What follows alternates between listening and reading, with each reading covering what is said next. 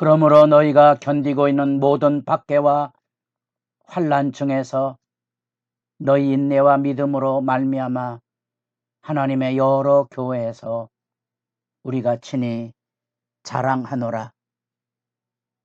새벽을 깨우는 거룩한 기도자 여러분,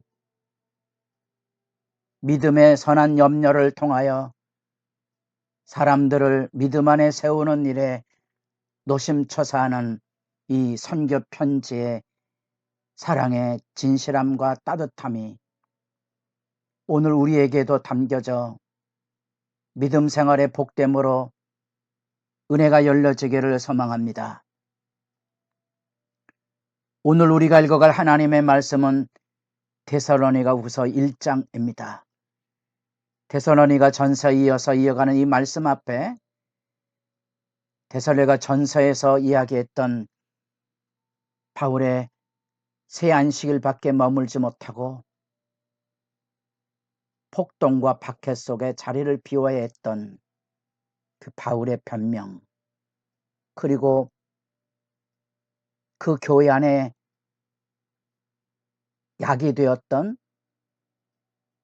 주님 다시 오시지 않았는데 먼저 죽은 자들은 어떨까에 대한 그 재림에 대한 교훈들, 그 이야기들을 보다 더 구체적으로 다시 써보내야 될 만큼 교회 안에 이 재림에 대한, 주의 날에 대한 다양한 혼선이 있어서 그에 대한 교훈을 일깨우고 그 안에 교회 안에 번지고 있는 파괴적인 게으름의 풍조, 어느 공동체든지 선한 일에 열심하는 사람들이 있는 반면에 그곳에서 게으름을 부리고 회방을 일삼는 나태한 사람들이 있기 마련이죠.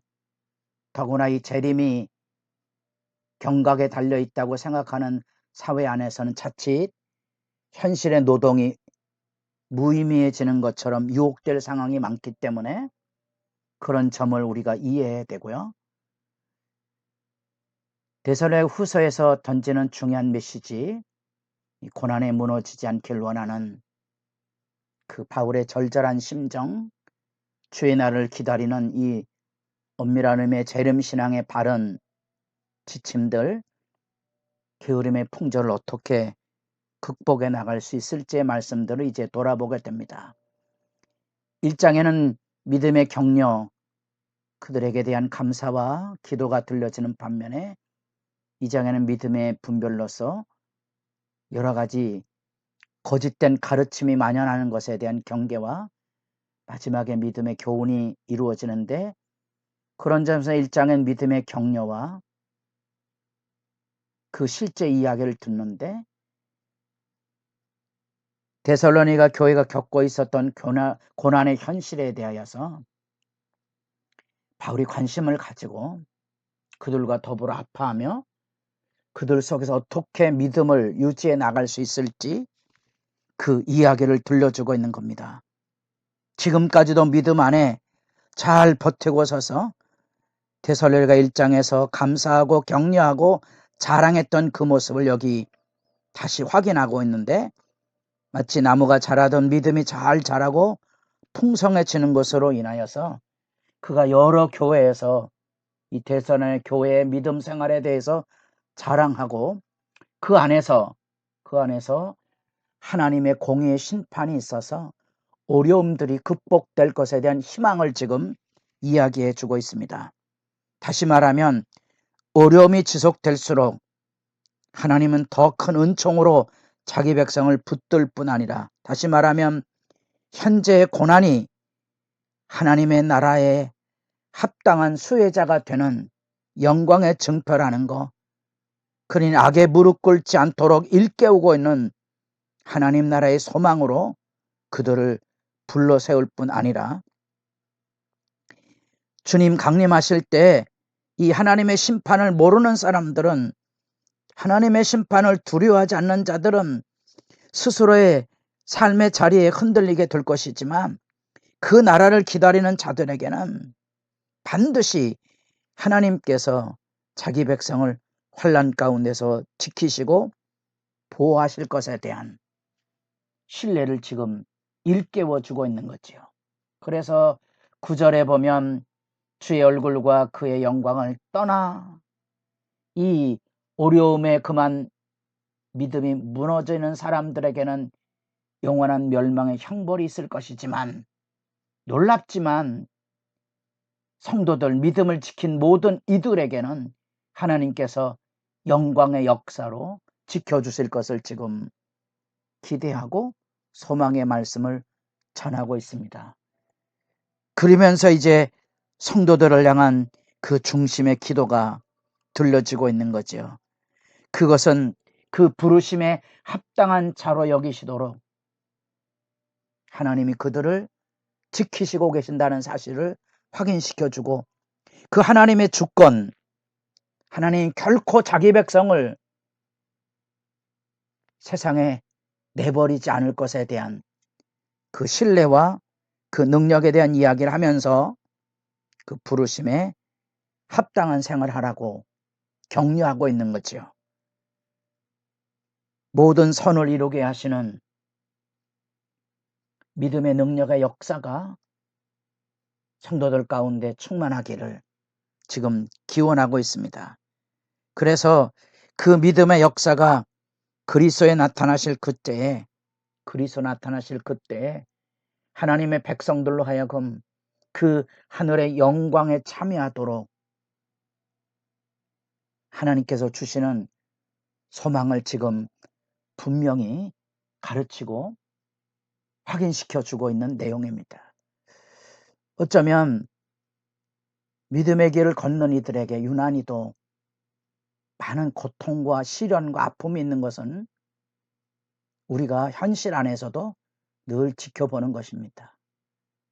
바로 그 고난의 믿음을 지키는 사람들이 진정한 의미의 신앙의 기둥이고, 그들이야말로 교회를 떠받치고 있는 믿음의 용기 있는 장수들이죠.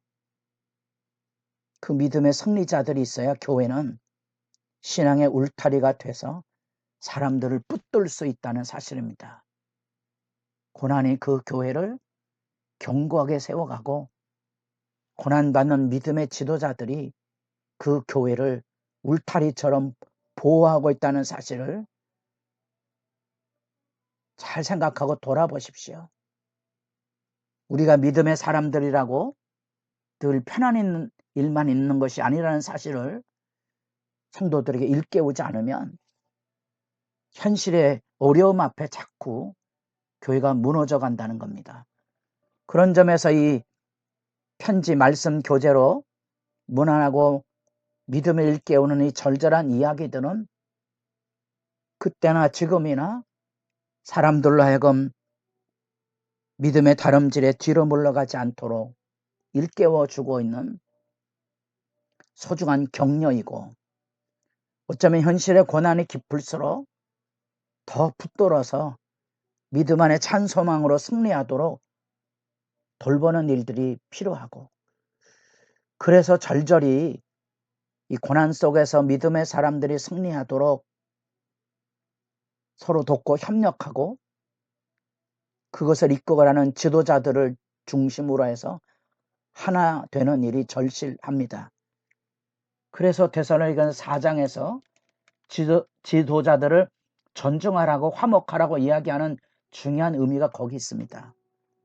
뿐 아니라 이런 고난이 깊을수록 부작용도 나타나는데, 그것은 진리를 왜곡하거나 또는 그 안에 게으른 자들, 마음이 약한 자들, 이런 사람들이 곳곳에서 이제 믿음이 엎어져 있는 거지요. 그래서 교회가 영적으로 그 무거움에 그만 가라앉는 경우들을 많이 봅니다. 연세 드신 분들이 죽음을 두려워한다는 것만큼 교회가 아픈 모습은 없거든요. 죽음은 천국 가는 자랑스러움이어야 천국의 의미가 있는데, 마음이 약한 자들이 이런 일에 불안하거나 잘못된 생각을 가지고 좌충우돌하는 그런 모습들이 이 교회 안에 늘 어려움이죠. 그래서 지금 이 바울의 절절한 이야기들은 바로 그런 혼란과 어려움 속에 믿음에 바로 서서 당당하고 온전하도록 지금 희망의 메시지, 바른 진리의 메시지로 그들을 가르치고 또 기도하고 있다는 겁니다. 이 마음을 다한 이 기도의 메아리와 울림이 사실은 교회를 붙들고 있는 영적인 능력이 되고 있는 거죠. 교회마다 부르짖어 기도하는 사람들이 많을 때 이 어려움에 떨어진 사람들이 힘과 격려, 용기를 얻는 일들을 우리가 다 일상으로 보고 있는 거 아닙니까? 새벽이 무너지면 교회가 힘을 얻을 수 없다는 사실을 다 알고 있는데 사람들은 그렇게 믿음의 싸움에 참여하는 일들을 자꾸 회피하고 외면하고 살아가는 현실이 그저 아플 뿐이지요.